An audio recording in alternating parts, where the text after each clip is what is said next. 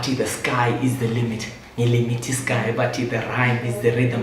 Rhythm rhyme, but we fly. Namachita mnalichite, we fly. Say but life is the living. I'm living my life. Mafika machira masiga washisa manina msila ya mili mbele zehlisa behluleka nokuchinga bamchiya abamrapper bajuluka bekungwana bascream wedubhekila ubhekanga le ingomo uzoyizo kade gibele ihlahleni ecashile kwaphela ofaka izandla esikhwameni mina ngiphume emaphepheni whether ngugogo ngomkhulu ngomncane ngomkhulu ngogibela isambane nempisi isikova kumbi ingqungqulu ufana lengoma yisibongo yinkafula kufa masebe dubula I'm a landmine basoponzo kuquphula khuluma zokufaka umenze entanyeni zokushaya embanjeni ngangcono udinga iclientele kumbe my way ngoba this is my way and you ain't going no way your way no way my way yes way mawungeke usibhithe sijoin awungeke usikhuthise ijoy khuluma kahle uyiboys nyathela kahle tortoise zokwenzela kube nzima ucina ungasela ama choice uculise kakhulu ucina ungasela ne voice ungibize roll ngishaya pole awungeke umbone awungeke ungistope awungeke ungithole awungeke ungimise endleleni ngihamba njengololiwe wakhala ugogo wathi umfana lo ubolile wahlanya ungwana wakho wathi umrapper lo uholile umrapper lo ufine umrapper lo ucholiwe bheka ukuthi urapper pholile as if ukhohliwe mfana sukumisa isokisa Chuck Norris yeah. Welcome to Anything Musical. My name is Barton the Beefactor, the man behind the gems. Welcome to Asakhe Online. This is Anything Musical. On this week, we're joined by the Shoemaker, Mzingai Sibanda, on Anything Musical. Mzingai, welcome to the show. Okay, thank you for having us on the show, man. Right, Shoemaker, what inspired the name Shoemaker? Okay, so I was in a duo back in high school, upper 6. I was in a duo with a friend of mine called Asakhe, still doing music as well. So we were in a group called Shoelace, right? So from that Shoelace, I was the one who used to write most of the music, come up with most of the ideas. So at the end of the day, the title came about to say I'm the shoemaker because I'm making the shoes that we're going to put the shoelace onto, you know. So that was the basic idea. So it's like more like a title, the Shoemaker. Right, so you began this music thing in 2002 when you were in grade 7. Yes. Take us back to that moment. Okay, so around that era, 2002, back dating, it was the time where we had the Eminems, the Jay-Z's, they're still there up to now, but that time, you know, where Mawukula, you know, you get exposed to different music. And then I remember I first listened to a song by Eminem. I liked it very much and I thought, no, I'm going to do this, I want to rap. But then, good enough, luckily for us, there were people who were good enough to rap in their own languages. We had people like Kingpin, may his soul rest in peace. We had Maskiri, who was rapping in Shona. With South Africa had Pro Kid at that time, you know, may his soul rest in peace as well. So from there, I got the inspiration to say, let me rap in my own language. So I used to rap in Ndebele. Mostly I used to rap my songs in Ndebele. So you would go to studio and find big older guys rapping in English, and then I'm the young man, different, rapping in vernacular, and it was just different, and I grew from there. Right, so going from every industry, someone gives you a break. Yes. Like who gave you first break in terms of pushing your music and also inspiring you to venture into music? Okay, so I was lucky enough to be taken on by a producer who was kind enough to also push my music, not just take my money. You know how it is. You have producers who just collect your money, make your music, and leave you like that. But I was lucky to have a producer. His name is Smokey P. He's still doing music as well. Shout out to him. He's in Victoria Falls right now. So he took me on. He made my music and he pushed it for me with his circles, the people that he knew around Bulawayo, around Victoria Falls. He put my music out, and I grew from there. Right, if we were to talk about the hip hop in Bulawayo, yes. At a scale of 1 to 10, where is hip hop in Bulawayo? Where is hip hop in Bulawayo in terms of scale of 1 to 10? Okay, in my opinion, I'll put hip hop in Bulawayo at a 7. All right, I'm taking away 3 points to say first things first. I don't feel like we're original enough as yet. We don't have our own sound to say this is hip hop. This is our own hip hop. We have people who sound like so and so. We have people who sound like so and so, and even though you're listening to the nice music, but then you have a feel of somebody else in somebody's music. I was thinking what's stopping the artist from being original and coming up with their own sound? It's more like we're saying we're still young. Yeah. Our culture is still young, right? And by young, hip hop takes years to evolve. we can give it 10, 12, 15 years for us to find our own sound. So right now, we're still young. We're looking at 5 years, we're looking at 10 years. We still haven't actually gotten to a point where we have our own sound, although we are going there. You know, I feel like we're going to reach that point somewhere. But let's talk of the culture of hip hop. Hip hop is not a genre, but it's the culture and it's a way of life. Yes. Yeah. Hip hop is actually a way of life, and you only see that when you're in Bulawayo. I've had a chance to interact near hip hop in Victoria Falls, in Wange, right? But what you see in Bulawayo, that's where you see that people are actually living this culture in hip hop. You know, in other places it's just music, but now you have people who live hip hop, people who breathe hip hop, people who survive from hip hop, people are living this hip hop. You know, everything about them is hip hop. So it's a culture that's growing. Where I'm saying, in a couple of years, we are somewhere and have our own, you know, full-on culture. This is Bulawayo, this is Harare, this is Zim hip hop. Right, talking of hip hop, so country movement, Yes. such. But how supportive are the people of Bulawayo towards hip hop and towards artistic hip hop? Not trying to sound politically incorrect, hip hop culture does not have that much support. Go Bulawayo. You know, you have people who have the means to sponsor, people who have the means to support movements here and there, to support different shows, whether radio or TV shows. But those people are not forthcoming because they need a push, they need a connection. This is so and so. They don't have that thing. You come up with an idea or you come up with something that you want to do, and based on that idea, if it's good, they don't do that. They still need to accept, they still need to, you know, come forth. They're not yet that supportive. So it's not supportive. Earlier when we were speaking about our endorsements from Bulawayo people, Yes. in life, like would you come and support my label, come and support my brand. Like where are we missing it in terms of I really trust towards our brands? Where are we missing it as an artist? Well, as an artist, I can't really, I won't really want to blame myself as an artist or other artists. I feel like at the end of the day, I feel like it's those people who are not yet forthcoming level towards supporting us.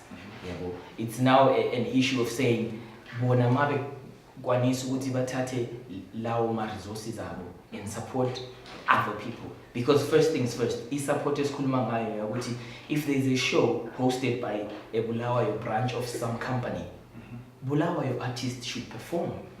Only Bulawayo artists should perform to Bulawayo people. But you have people coming from outside Bulawayo, people coming from other areas of the country, which means they are supporting those people rather than supporting us as Bulawayo people. Right, let's talk of the power of social media. Social media is a power to connect people, Yes. and to bring people together. Yes. How did you meet about the listener? Okay, so Unapoth, I used to follow him on Facebook from a while back. Facebook is that you know, where you would get 3 likes and that would be it. You know,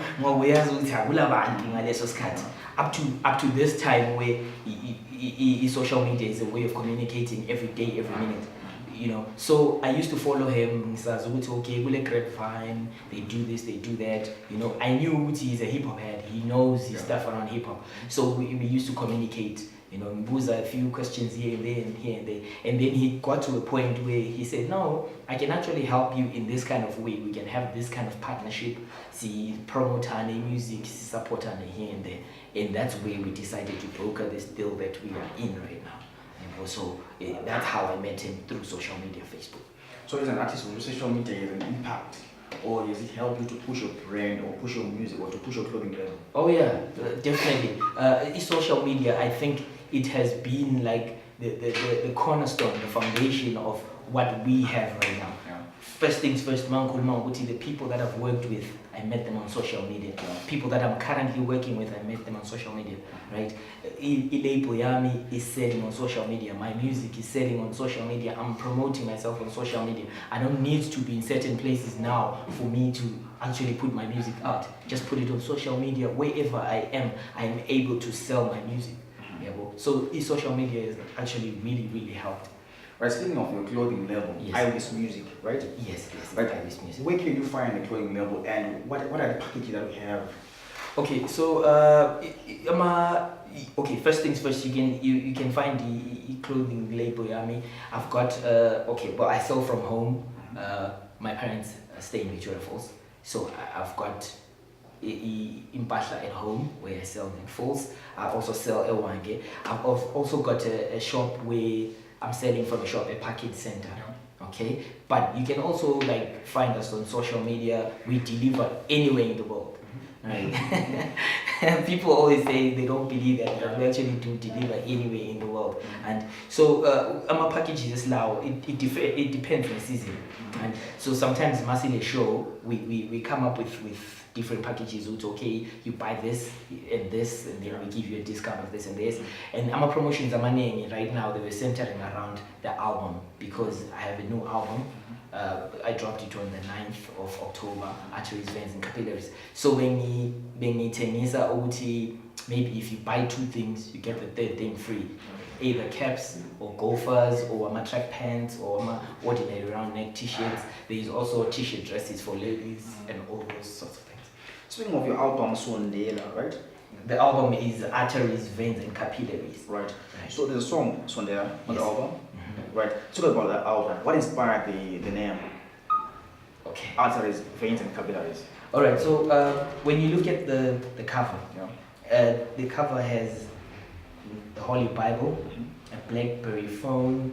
There's drugs, pills there. There's weed. There's a bank card, and there's those 3 lines that represent cocaine. Okay. So I moved to South Africa in 2015. I was actually staying in South Africa. And when I was there, I unfortunately got connected with the wrong kind of people. I was using all of these things that are here. I was using them. I was smoking drugs, drinking alcohol, doing everything. So this represents, or the album represents, everything that I introduced into my blood system, that when I wanted to leave, I wanted to talk about it, to inspire other people to say, do not do these things or get yourself away from these things. That was the inspiration. So it's all about things that I introduced into my blood system, which is consisting of arteries, veins, and capillaries. Speaking of the use of drugs and substance abuse by artists, what is the message to young people watching the show who are involved in drug abuse and substance abuse? What is your message to them? What can you say to them, inspire them? Okay, so first things first. I don't know how many people have spoken about this, right? A lot of people have spoken about it, but I feel like most people have missed the one point that I've always wanted to say to people. Drugs, on an honest note, they will give you that feeling of self-confidence. They'll give you that feeling of owning the world. They'll give you that good feeling, and you get caught up in that, and you want more and more of that, and at the end of the day, you lose all sense of. And first things first, once you do more and more, you end up losing that money that you're using to buy that, and it's sulashlega from there. So the message that I want to say to people is, don't get yourself involved in the first place. Avoid them at all costs, because once you qala, it's just a slippery slope. You just continue down the slope and also find out in situations that you don't want to be in, prison or dead even. So that's my message. Like, just don't try it. It might be nice once you try it and all sorts of things, but just don't try it. Speaking of the same album, there's a song that you rap in various languages. Yes, it's actually around 10 languages there. It's doing more. Doing more. Track number 3. Yes, I rapped in 10 different languages.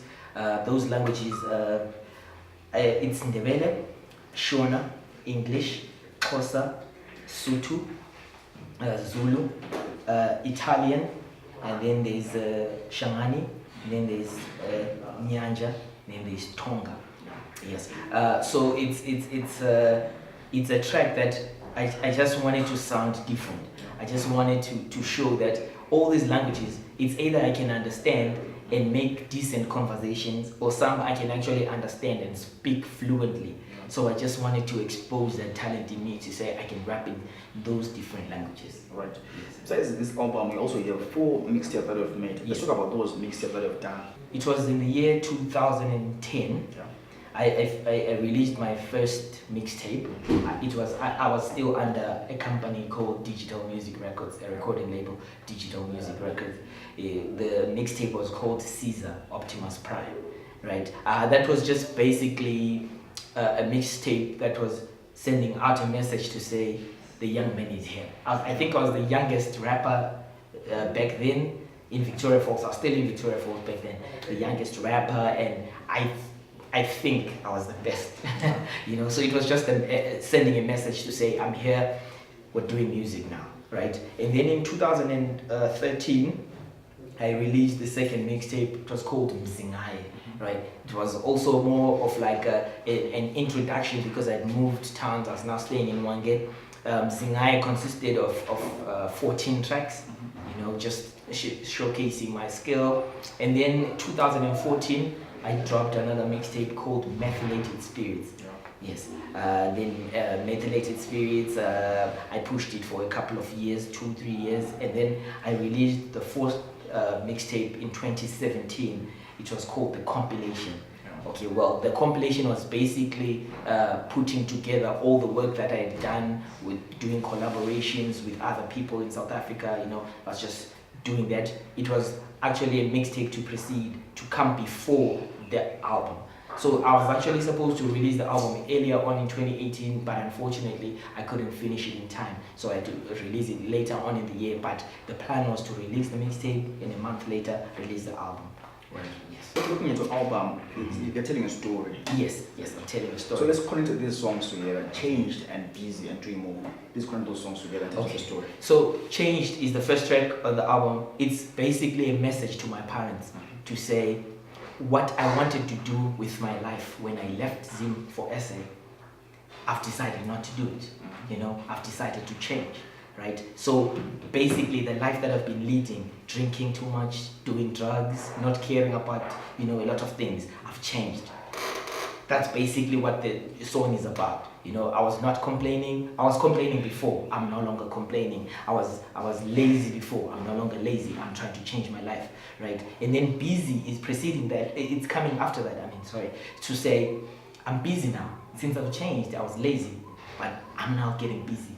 I'm now pushing my life. So after being busy, what has happened? I've been doing more. I've been doing a lot of things now. I've been rapping in all these languages. I've been writing music. I've been, quitting drugs. It talks about that. I've been buying this and that. I bought studio equipment that time. I had a newborn son, born last year, 20th of March. All that. So that's what the song, the album.